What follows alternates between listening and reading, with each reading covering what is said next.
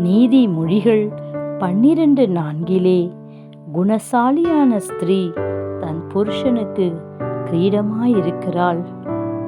நல்ல குணங்களை உடைய மனைவி தன் கணவருக்கு கிரீடமாயிருக்கிறாள். அது மாத்திரமல்ல, அவள் புருஷன் தேசத்து மூப்பர்களோடே நியாயஸ்தலத்திலே உட்கார்ந்திருக்கையிலே பேர் பெற்றவனாயிருக்கிறான். கணவர் நல்ல உயர்ந்த இடத்திலே இருக்கிறதற்கு மனைவியின் நல்ல குணம் அவசியமாயிருக்கிறது. அது மாத்திரமல்ல, அவள் பிள்ளைகள் எழும்பி அவளை பாக்கியவதி என்கிறார்கள். பிள்ளைகளாலே அவள் புகழப்படுகிறாள். ஒரு கணவன் மனைவியை புகழ்வது ஒரு சாத்தியமற்ற காரியம்.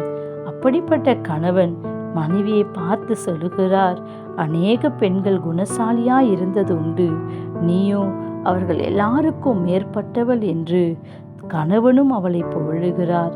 இப்படி கணவனாலும் பிள்ளைகளாலும் புகழக்கூடிய அந்த குணம் எப்படி வரும் என்றால், கர்த்தருக்கு பயப்படும் பொழுதுதான். ஆம், கர்த்தருக்கு பயப்படுகிற ஸ்திரீயே புகழப்படுவாள்.